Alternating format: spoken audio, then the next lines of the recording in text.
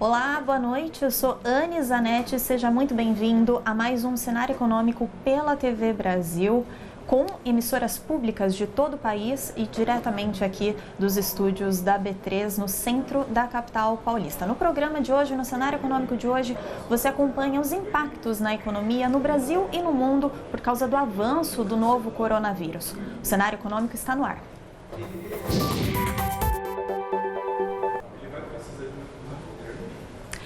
E o programa de hoje começa com uma importante informação. O governo brasileiro que anunciou o fechamento parcial da fronteira do Brasil com a Venezuela no estado de Roraima. É claro, é uma medida aí para conter o avanço da pandemia do coronavírus. A portaria foi inclusive publicada nesta quarta-feira no Diário Oficial da União. Quem tem as informações é o Glauco Queiroz, diretamente de Brasília.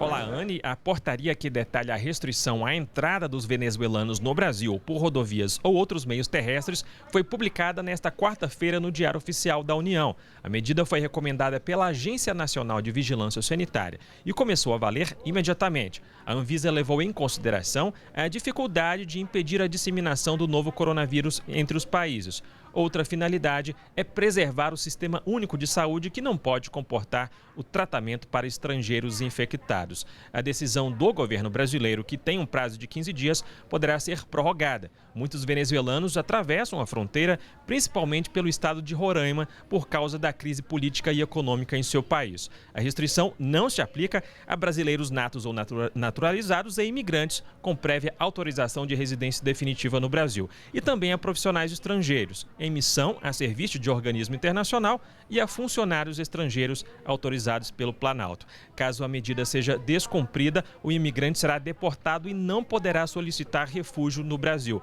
O tráfego de transporte rodoviário de cargas e as ações humanitárias continuarão a ter livre acesso na fronteira. Ana, é com você.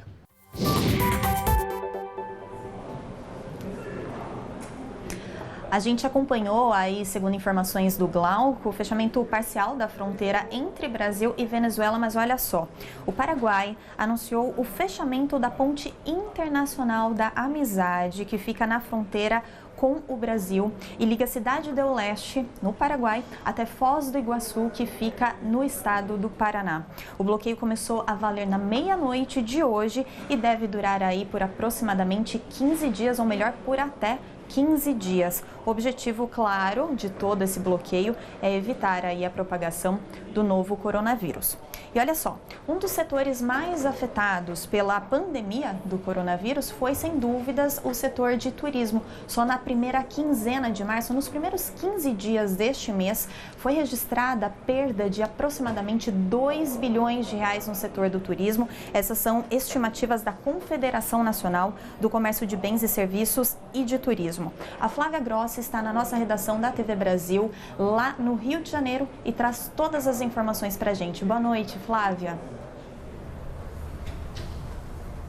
Oi, Anne, boa noite para você e para todos. Olha, um dos segmentos mais afetados pela pandemia de coronavírus é o turismo, com cancelamento de viagens, hospedagens e eventos. Um estudo inédito da Confederação Nacional do Comércio mostra que no Brasil o setor já registra perdas de 2 bilhões e 200 milhões de reais em apenas 15 dias. O volume de receitas diminuiu quase 17% em comparação com o mesmo período do ano passado. O prejuízo total vai depender da quantidade de infectados e da rapidez com que o vírus vai se espalhar. Mas se o Brasil seguir o padrão chinês, a tendência é que haja aumento no número de casos na segunda quinzena de abril. O estudo usou informações do Índice de Atividade do Turismo, do IBGE, com dados do fluxo de passageiros em voos domésticos e internacionais. A queda no uso de transporte aéreo é maior nas regiões com mais casos de coronavírus. Anne.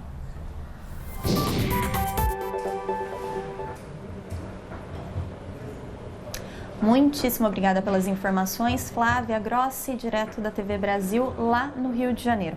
Olha só, a gente tem uma informação agora aqui do estado de São Paulo, isso porque o governador João Dória anunciou hoje que iria determinar que todos os shopping centers da região metropolitana aqui da capital paulista fossem fechados a partir de segunda-feira.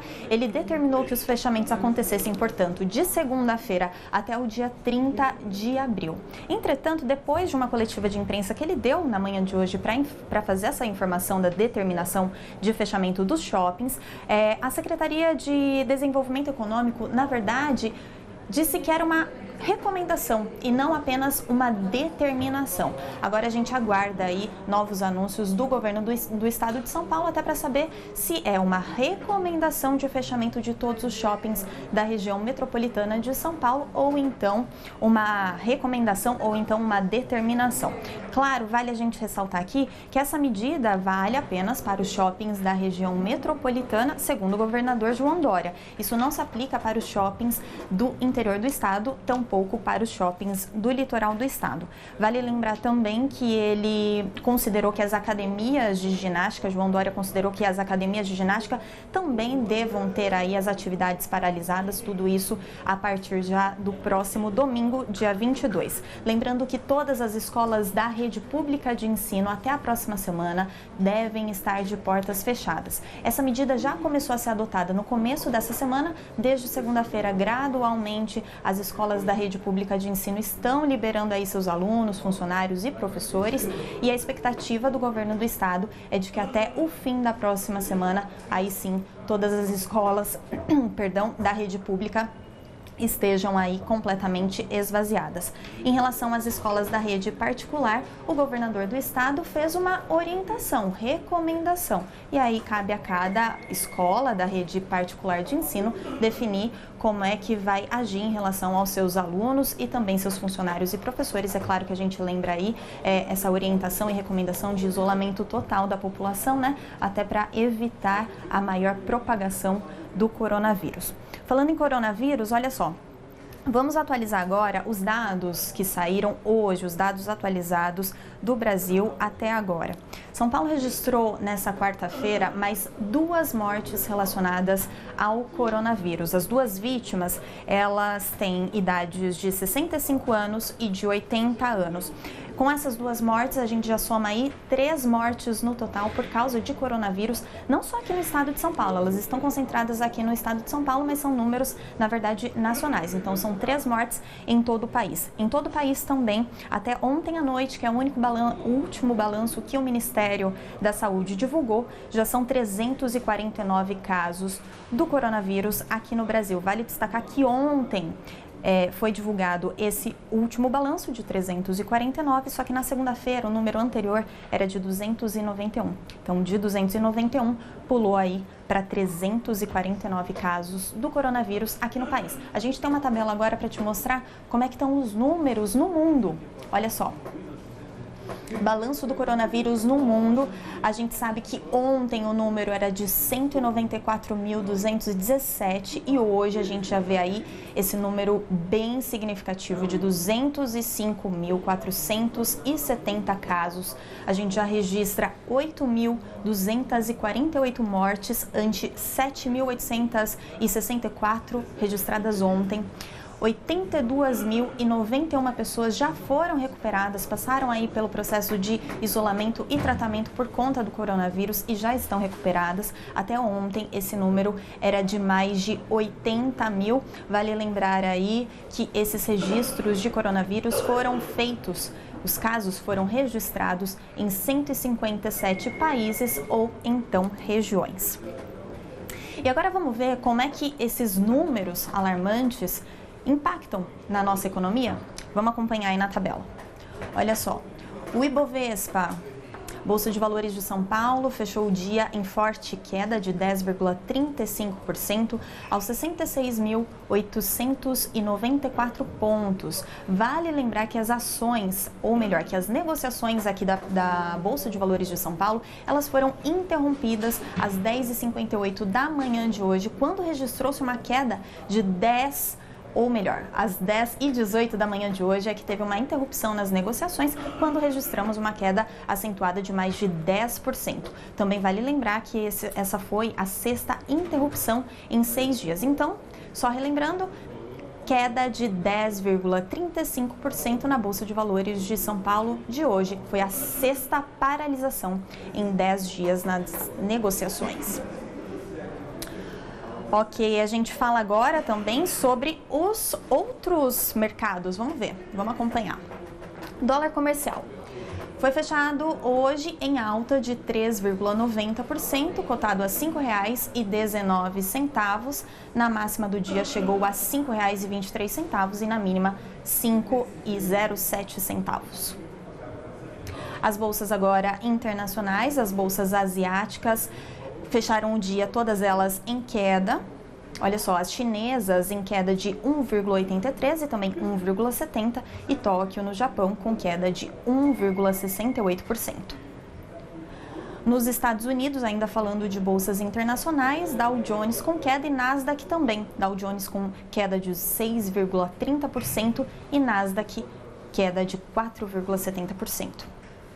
Ainda falando das bolsas internacionais, agora europeias, em Londres, queda de 4,05%, Frankfurt, queda de 5,47% e Madrid, 3,44%. As ações mais negociadas aqui na Bolsa de Valores, olha só, Banco do Brasil com queda de mais de 16%, 16,5% de queda, Petrobras de 13,15%, e as ações da Vale com queda de 6,89%. As ações com maiores baixas mais expressivas ao longo desta quarta-feira, olha só, CVC com queda de 34,77%, a Azul 32,04% e a Gol com queda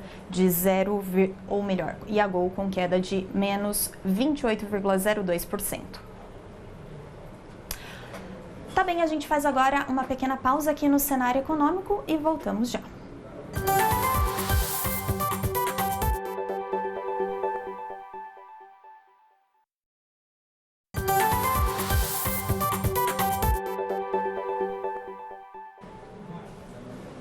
O cenário econômico está de volta e olha só, ainda falando sobre coronavírus, mas agora no setor da educação. Mais da metade dos estudantes do mundo todo, ou seja, mais de 850 milhões de crianças e adolescentes, estão sem aula por causa do novo coronavírus. Essas são informações da ONU e quem tem mais detalhes para a gente é a Flávia Grossi, nossa repórter que está na TV Brasil lá no Rio de Janeiro. Flávia, por favor, quais são as suas informações? Anne, a informação que a gente tem é, segundo a Unesco, o número de crianças fora das salas de aula, o número de alunos sem aulas dobrou em 4 dias e deve continuar aumentando, viu? A estimativa é que metade dos estudantes do mundo, ou seja, mais de 850 milhões de crianças e adolescentes, estão sem aulas devido à pandemia do coronavírus.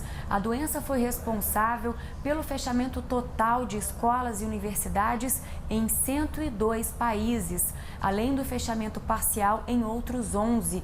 A agência da ONU voltada para a educação, ciência e cultura criou um grupo de trabalho. A intenção é organizar reuniões periódicas com os ministros da educação de todo o mundo para compartilhar experiências e avaliar as necessidades prioritárias. Aqui no Rio, as aulas nas redes pública e privada de ensino já estão suspensas desde a semana passada.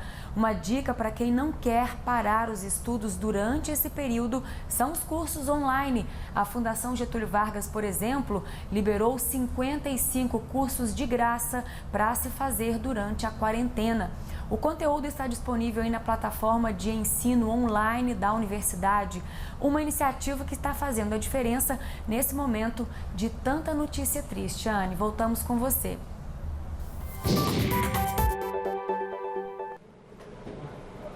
Muitíssimo obrigada por mais essas informações, Flávia Grossi, a gente agradece bastante. Lembrando que agora a Flávia estava falando aí sobre a educação, mas no primeiro bloco ela trouxe pra gente alguns dados relacionados ao turismo, né?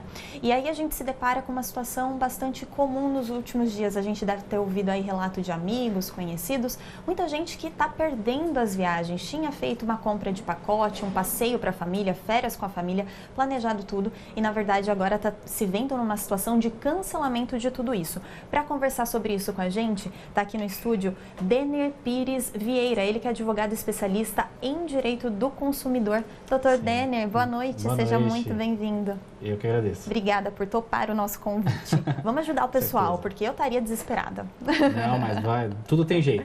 Tudo tem jeito, vamos lá. Pandemia é um evento, claro, extraordinário. Sim. Ninguém podia imaginar que isso ia acontecer, né? Sim.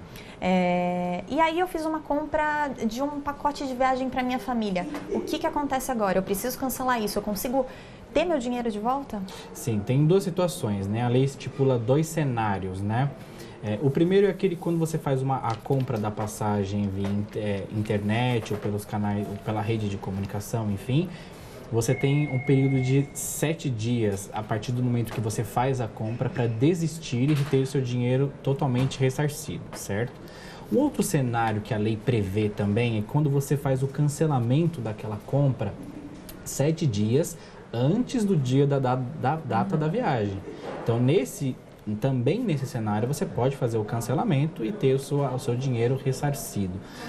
A grande questão nesse ponto é quando você, por exemplo, a sua viagem vai ser daqui 5 dias. Pois é, está em cima da hora já. Está em cima da hora, como fazer? É claro que sobre o coronavírus não teve tempo de ter jurisprudência nesse sentido. Porque a gente tem algumas decisões no sentido de que quando você consegue comprovar o caso fortuito ou de força maior, né? Que nesse caso poderia ser o coronavírus, com certeza, né? Se falta, sei lá, menos de 7 dias para você cancelar a viagem, a companhia de viagem ela pode descontar uma taxa de administração de serviço que normalmente vai ser entre 5% a 20%. Isso é a mesma coisa que acontece, por exemplo, com um pacote de viagem. E essa jurisprudência que eu estou mencionando é por conta de situações parecidas, né, semelhantes a essa, de caso fortuito ou de força maior, em decorrência do próprio lugar de destino ou de algum problema que aconteceu antes da pessoa viajar. Então, nessas situações é permitido sim, não é permitido um desconto total, você não vai perder o valor do seu dinheiro, mas é permitido um desconto referente a serviço. Você falou aí de compras pela internet, por quê? Presencialmente tem diferença? Tem diferença sim. A condição de você fazer uma compra presencialmente, a condição de cancelamento, ela vai depender de uma série de fatores que você vai precisar comprovar para que você seja ressarcido 100%. Pela internet e pelo telefone, o próprio Código de Defesa do Consumidor te dá o prazo de 7 dias para você fazer na verdade não é cancelamento, é desistência. Você tem 7 dias para desistir. Depois disso, no caso das passagens, é só 7 dias antes da passagem, para dar tempo daquela companhia vender, por exemplo, aquela passagem para o outro consumidor. Entendi, perfeitamente. Entendeu? Agora, e se eu paguei parcelado, passei o cartão de crédito? Esse é um grande problema. Bom, vamos dar uma hipótese, assim, de 10, parcelamento de 10 vezes, paguei metade, 5 parcelas. Não, o direito do consumidor, existe um princípio que é tanto usado no direito do trabalho quanto no direito do consumidor e nas relações com consumidores que são mais vulneráveis, né? Existe o princípio da alteridade, onde as empresas elas precisam estar preparadas para esse tipo de situação. No caso de uma compra no cartão, o cartão vai acabar pagando a companhia de viagem. Então, ela teria a obrigação, sim, de te devolver a integralidade desse valor. A depender, por exemplo, se no caso específico houver, por exemplo, uma antecipação de crédito, provavelmente eles queiram repassar a taxa dessa antecipação para o consumidor, já que eles vão ter que devolver o dinheiro. Mas é uma situação em que você tem como discutir dentro desses prazos que eu acabei de explicar, judicialmente, para que você não seja prejudicado, o consumidor no final não seja prejudicado 100%.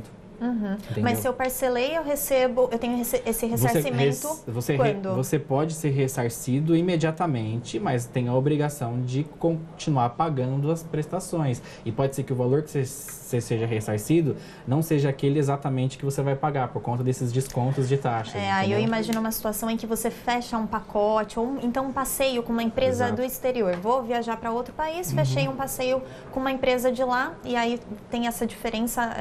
Exatamente. Exatamente. Por conta da moeda, o problema né? é que às vezes quando você vai fazer uma compra no exterior, às vezes você acaba pagando em dólar e aí de repente no ressarcimento, como tá essa crise e o dólar tá alto, é capaz que você nem saia tão prejudicado.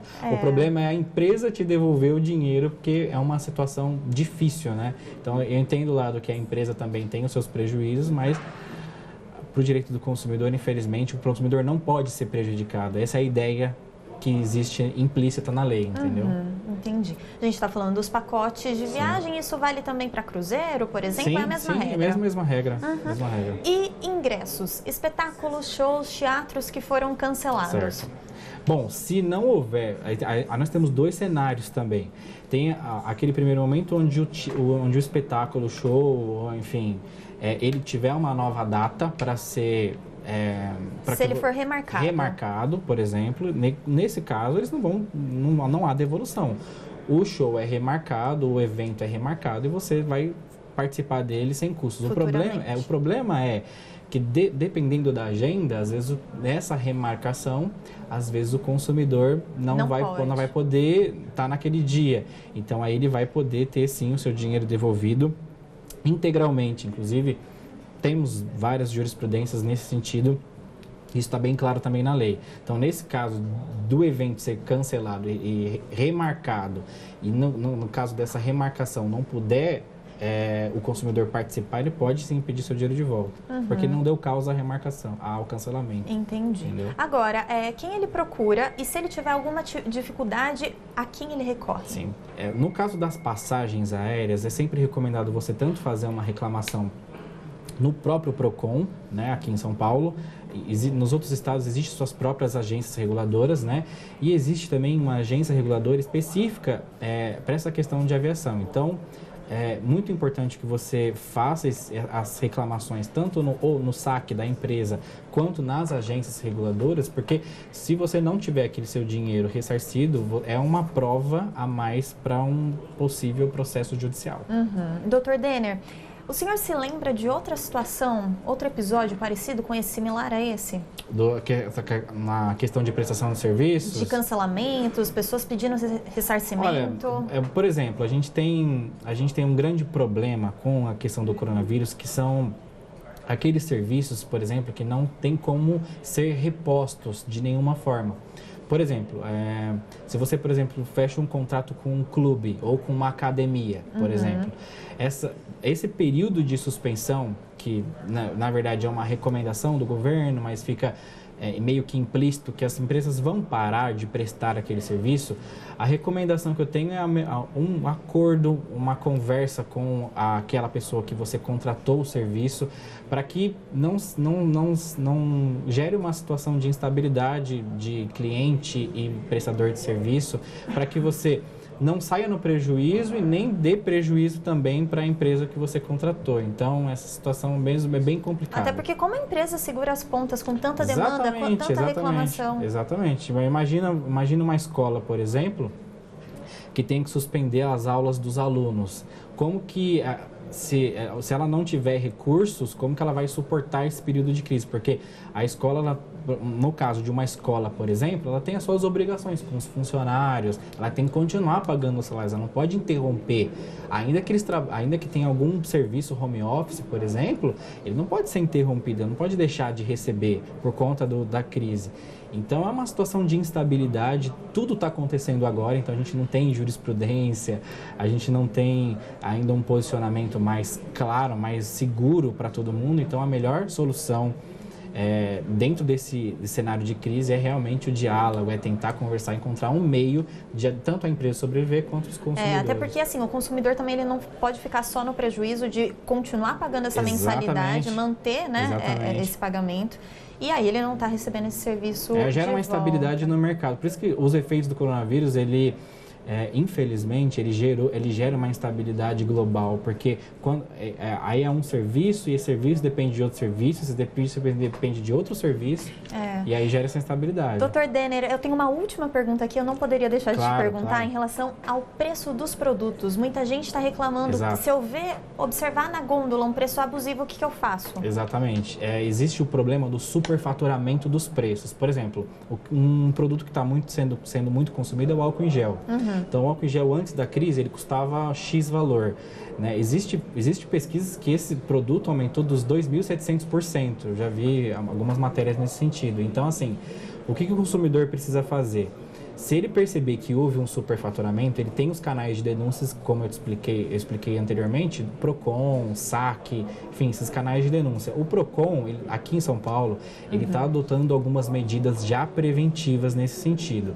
É claro que, quando a gente fala de superfaturamento, a gente tem que entender também que existe, por conta do consumo... Por causa da demanda, exatamente, né? É natural que o preço aumente. Por exemplo, a empresa que vai fornecer aquele tipo de produto vai ter um déficit de estoque, um déficit de mão de obra, enfim. É lógico que esse produto vai aumentar, o que não pode ser superfaturado. Perfeito. Tá bem, Dr. Denner. Denner Pires Vieira, advogado especialista em Direito do Consumidor. O cenário econômico de hoje fica por aqui. Beijo, boa noite.